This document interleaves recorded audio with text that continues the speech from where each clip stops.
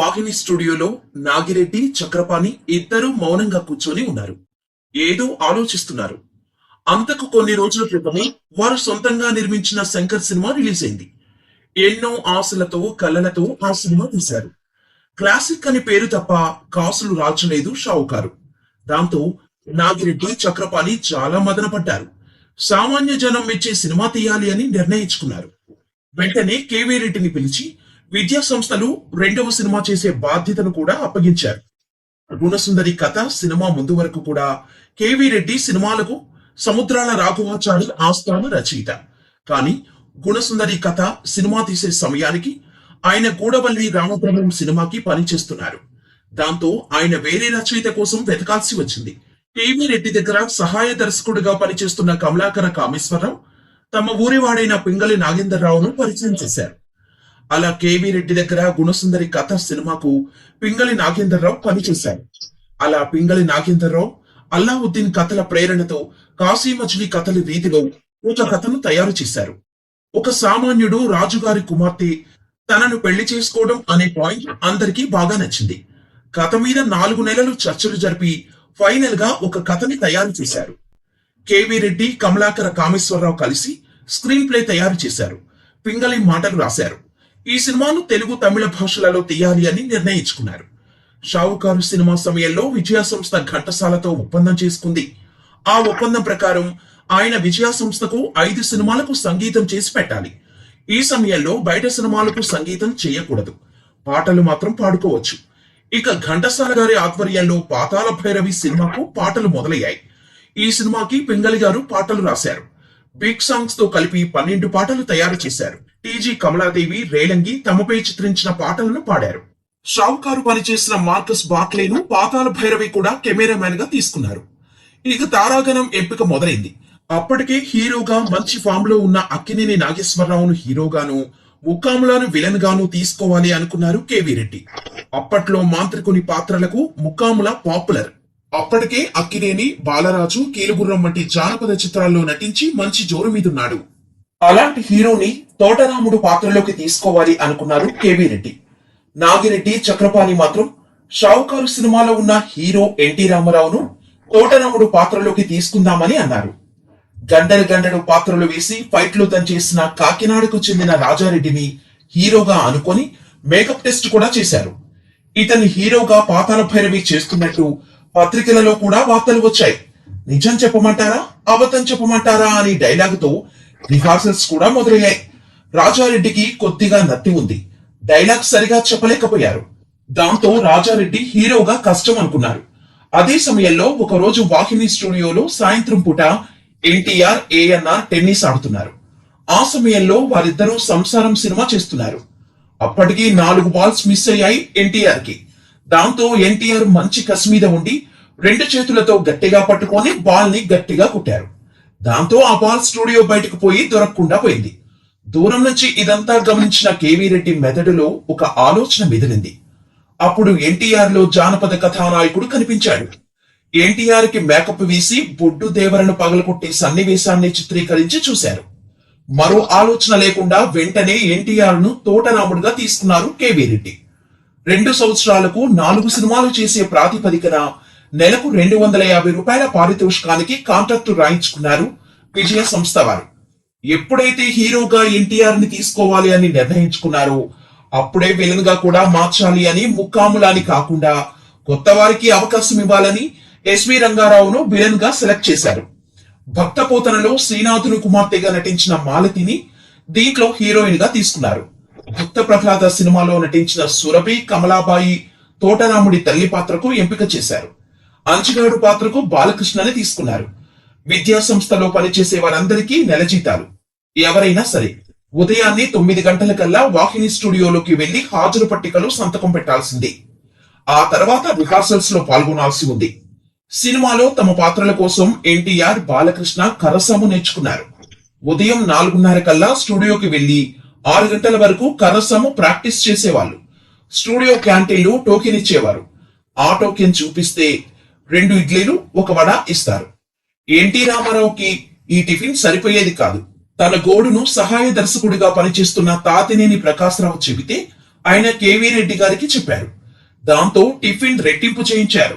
1950 ఫిబ్రవరి 5న పాతాళ Bhairavi cinema shooting మొదలైంది. వాహిని స్టూడియోలో భారీ సెట్స్ వేశారు. మాంత్రికుడి పాత్రను ఎస్పి రంగారావు చాలా ఛాలెంజింగ్ గా తీసుకున్నారు. తాను రంగస్థలం మీద చేసిన శైలాకు పాత్రను కేవీ రెడ్డి గారికి చేసి చూపిస్తే ఆ నడక ఆహార్యం బాగుంది అన్నారు. చిన్న గడ్డంతో స్కెచ్ కూడా వేయించారు. ఇందులో ఒక చోట రామారావు చెట్టు మీద నుంచి దూకాలి. అలా దూకుతున్నప్పుడు ఎన్టీఆర్ ఎడమ చెయ్యి పటుక్కుని విరిగిపోయింది. ఈ సినిమాలో పసుమర్తి కృష్ణమూర్తి నృత్య దర్శకుడు. ఆయనకు సహాయకులు ఎవరూ లేరు. అయినా కొన్ని స్టెప్స్ ని కేవీ రెడ్డికి చేసి చూపించారు. ఆయన బాగుంది అని చెప్పిన తర్వాత ఒక్కొక్క పాటకి 10-15 రోజులు డాన్స్ రిహార్సల్స్ చేయించేవారు. ప్రతి సన్నివేశానికి మాధవ్ పెద్ది స్కెచ్ వేసి చూపించేవారు. అందువల్ల ఎక్కువ టేక్స్ లేకుండా చక్కని ప్లానింగ్ తో సినిమా నిర్మాణం జరిగింది. మాయామహల్ సన్నివేశాల సమయంలో నాట్యం తెలిసిన అమ్మాయి కావాలి అని చాలా మందిని వెతికారు. సావిత్రి నాట్యంలో దిట్ట అని తెలిసింది. ఆమెను పిలిపించి నాట్యం చేయించి చూశారు. నచ్చింది. నేను రానంటే రాను అనే పాట సావిత్రితో నాట్యం చేయించారు. ఆ తర్వాత కాలంలో సావిత్రి గారు మహానటిగా పేరు తెచ్చుకున్నారు. ఆ పాటలో ఆమెతో పాటు కలిసి నాట్యం చేసింది నృత్య దర్శకుడు కృష్ణమూర్తి గారు. ఈ సినిమాలో సహాయ దర్శకుడిగా పనిచేసిన తాతినేని ప్రకాశ్రావు ఈ సినిమాలో ఓ చిన్న పాత్ర వేశారు. ఆ తర్వాత కాలంలో పెద్ద దర్శకుడిగా కూడా పేరు తెచ్చుకున్నారు. సత్రంలో తోటరాముణ్ణి సత్కరించిన వ్యక్తి ఆయనే. ముందు తెలుగులోనూ ఆ తర్వాత తమిళ్లోనూ చిత్రీకరించారు. మిగతా నటీనటులందరూ తమిళ్లో కూడా వారే డబ్బింగ్ చెప్పుకున్నారు. కానీ ఎన్టీఆర్ కి సిఎస్ఆర్ కి మాత్రం తమిళ్ డబ్బింగ్ అంత బాగా సెట్ అవ్వలేదని వేరే వాళ్ళతో చెప్పించారు. విజయవారు హేమంత్ అర్గన్ అనే వాయిద్యాన్ని 16,000 రూపాయలు పెట్టి కొనుగోలు చేశారు. ఒక టీచర్ ని పెట్టి ఆ వాయిద్యాన్ని ఎలా ఉపయోగించాలో మాస్టర్ వేణుకి నేర్పించారు. మాంత్రికుడి సన్నివేశాలకు సంబంధించిన విషయాలు ఈ హేమంత్ ఆర్గన్ వాయిద్యాన్ని ఉపయోగించారు. 1951 ఫిబ్రవరి 18 నాటికి షూటింగ్ పూర్తయింది. అప్పట్లో పంపిణీ వ్యవస్థకు విజయవాడ ప్రధాన కేంద్రం. పాతాళ భైరవి సినిమా విడుదలకు ముందు ఆ రోజు రాత్రి విజయవాడ దుర్గా కళామందిర్లో విజయవాడ డిస్ట్రిబ్యూటర్ సినిమా వేశారు. 4 వారాల సినిమా అని వారు ఫోన్ చేసి నాగిరెడ్డి చక్రపాణి చెప్పారు. ఆ మాట వినగానే వాళ్ళ గుండెలు జారిపోయాయి. ఈ సినిమా ఫ్లాప్ అయితే నిర్మాతలుగా వాళ్ళ కెరియర్ కి ఫుల్ స్టాప్ పడినట్టే. ఈ విషయం తెలిసి నాగిరెడ్డి అగ్గి మీద గుగ్గిలమయ్యారు. విజయవాడకు ట్రంకాల్ బుక్ చేసి సత్యనారాయణ మీద విరుచుకుపడ్డారు. నేను తీసిన సినిమా నా అనుమతి లేకుండా సినిమాని ఎందుకు వేశారు? నేను సినిమా తీసింది మీ కాంప్లిమెంటరీ క్లాస్ కోసం కాదు, టికెట్ కొని చూసే ప్రేక్షకుల అభిప్రాయం కోసం. ఈ రోజు ప్రేక్షకులు సినిమా చూసి ఏమంటారో అది చెప్పు చాలు అని దులిపేశారు. రిలీజ్ అయిన తర్వాత కూడా ఆ సినిమాకి పెద్దగా టాక్ లేదు. ఎందుకంటే అప్పుడు జానపద సినిమాలకి పెద్ద ఆదరణ లేదు. మాంత్రికుణ్ణి మళ్లీ బ్రతికించి కథ సాగదీశారు అనే విమర్శ వచ్చింది. 3 వారాలు యావరేజ్ కలెక్షన్ లో నడిచింది. ఆ తర్వాత కలెక్షన్స్ పెరిగి ఎక్కడ చూసినా విజయ విహారమే. సినిమా అత్యధిక వసూళ్లను సాధించింది. తెలుగు సినిమా సామర్థ్యాన్ని అమాంతంగా పెంచేసింది. 13 ప్రింట్లతో రిలీజ్ అయిన ఈ సినిమా తొలిసారిగా శతదినోత్సవం 4 కేంద్రాలలో రజతోత్సవం జరుపుకుని ద్విశతదినోత్సవం జరుపుకున్న తొలి తెలుగు చిత్రంగా రికార్డు సృష్టించింది. ఇప్పటి వరకు 500 ప్రింట్లు వేశారు. ఒరిజినల్ నెగిటివ్ చెరిగిపోవటంతో తర్వాత 2 డూప్లికేట్ ప్రింట్లు కూడా వేశారు. ఒకే విడతలో అన్ని ప్రింట్లు వేయడం కానీ ఒకేసారి 2 డూప్ నెగిటివ్ ప్రింట్లు తీయడం కానీ అరుదైన విషయంగా చెప్పుకోవాలి. విజయవాడ, బళ్ళారి, బెంగుళూరు, గుడివాడ, నెల్లూరులలో 25 వారాలు ప్రదర్శితమైంది. తెలుగులో ఒక సినిమా డైరెక్ట్ గా 25 వారాలు ఆడటం ఇదే ప్రథమం. చంద్రలేఖ థియేటర్లో 25 వారాలు ఆడింది. మద్రాసులో 100 రోజుల వేడుక చేశారు. యూనిట్ సభ్యులందరికీ 3 నెలల బోనస్ ఇచ్చారు. సినిమా 100 రోజులు ప్రదర్శితమైన కేంద్రాలకు యూనిట్ సభ్యులను కూడా తీసుకుని వెళ్లి ప్రేక్షకులకు పరిచయం చేశారు. ఈ సినిమాకి పనిచేసిన తారాగణం, సాంకేతిక నిపుణులు దక్షిణాదిలో విపరీతమైన గుర్తింపు సంపాదించారు. ఎస్వి రంగారావు గారు నేపాల మాంత్రికుడి పాత్రలో కొత్త ఒరవడిని సృష్టించారు. తోటరాముడుగా ఎన్టీఆర్ చిరస్మరణీయుడుగా నిలిచిపోయారు. ఈ సినిమా ఎన్టీఆర్ ని గొప్ప స్టార్ ని చేసింది.